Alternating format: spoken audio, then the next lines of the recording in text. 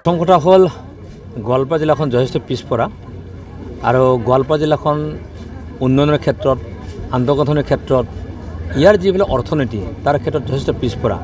গতিকে এই জিলাখন আগবঢ়াই নিবৰ কাৰণে হিমন্ত বিশ্ব শৰ্মাৰ নেতৃত্বৰ চৰকাৰখনে প্ৰয়াস কৰিছে, নৰেন্দ্ৰ মোদী ডাঙৰীয়া নেতৃত্বৰ চৰকাৰখনে প্ৰয়াস কৰিছে, চেষ্টা কৰিছে, কিন্তু বিগত 5টা বছৰত ভাৰতীয় জনতা পাৰ্টিৰ কোনো বিধায়ক ইয়াত নাছিল। তাৰ কাৰণে উন্নয়নৰ ক্ষেত্ৰত যথেষ্ট পিছ পৰি ৰ'ল।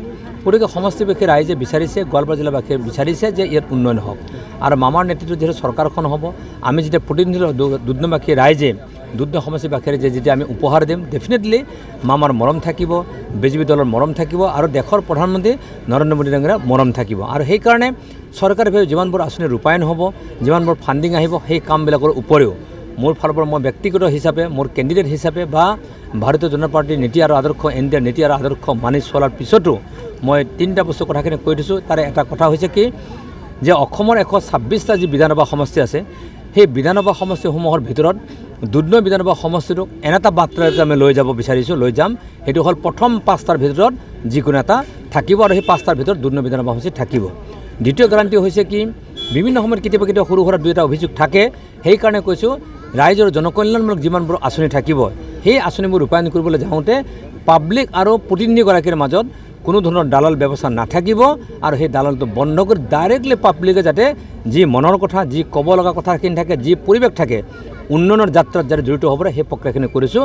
আৰু 3 নম্বৰ কথাখিনি হৈছে যে গোৱালপাৰা জিলাখন যিদিনা আগুৱাই যাবলগীয়া হয়, গতিকে প্ৰতিটো সমস্যা, প্ৰতিটো অভাৱৰ সংক্ৰান্তত দুধনৈ সমষ্টিবাসী ৰাইজৰ মাজত থাকিয়ে ইয়াক এজন সেনানীৰ ৰূপত কাম কাজ কৰি যোৱাৰ প্ৰতিশ্ৰুতিৰে দুধনৈ বিধানসভা সমষ্টিত ৰাইজৰ পৰা আশীৰ্বাদ মই বিচাৰিছোঁ, সহযোগিতা বিচাৰিছোঁ আৰু দুধনৈ সমষ্টিটোক এটা নতুন মাত্ৰা পথৰ সন্ধান দিবৰ কাৰণে আমি মানসিকভাৱে প্ৰস্তুত। আপুনি বিচৰা বাতৰি পাব কেৱল নিউজ 18 এপত। নিউজ 18 এপ ডাউনলোড কৰিবলৈ স্কেন কৰক এই QR কোড। গুগল প্লে ষ্টৰতো পাব এই নিউজ 18 এপ।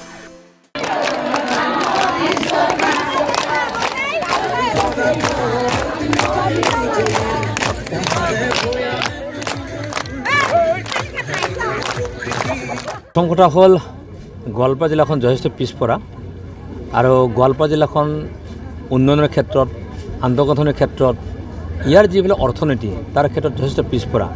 গতিকে এই জিলাখন আগবঢ়াই নিবৰ কাৰণে হিমন্ত বিশ্ব শৰ্মাৰ নেতৃত্বৰ চৰকাৰখনে প্ৰয়াস কৰিছে, নৰেন্দ্ৰ মোদী ডাঙৰীয়া নেতৃত্বৰ চৰকাৰখনে প্ৰয়াস কৰিছে, চেষ্টা কৰিছে, কিন্তু বিগত 5টা বছৰত ভাৰতীয় জনতা পাৰ্টিৰ কোনো বিধায়ক ইয়াত নাছিল। তাৰ কাৰণে উন্নয়নৰ ক্ষেত্ৰত যথেষ্ট পিছ পৰি ৰ'ল।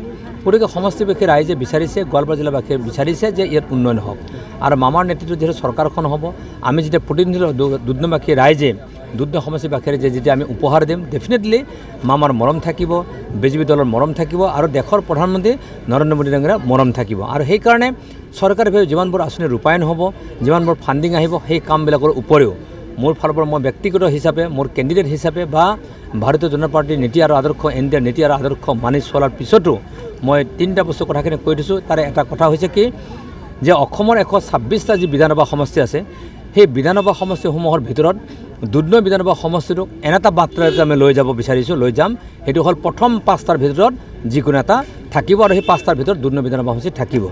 দ্বিতীয় গ্যাৰাণ্টি হৈছে কি বিভিন্ন সময়ত কেতিয়াবা সৰু সুৰা 2এটা অভিযোগ থাকে, সেইকাৰণে কৈছোঁ ৰাইজৰ জনকল্যাণমূলক যিমানবোৰ আঁচনি থাকিব, সেই আঁচনিবোৰ ৰূপায়ণ কৰিবলৈ যাওঁতে পাব্লিক আৰু প্ৰতিনিধিগৰাকীৰ মাজত কোনো ধৰণৰ দালাল ব্যৱস্থা নাথাকিব আৰু সেই দালালটো বন্ধ কৰি ডাইৰেক্টলি পাব্লিকে যাতে যি মনৰ কথা, যি ক'ব লগা কথাখিনি থাকে, যি পৰিৱেশ থাকে, উন্নয়নৰ যাত্ৰাত যাতে জড়িত হ'ব পাৰে সেই প্ৰক্ৰিয়াখিনি কৰিছোঁ।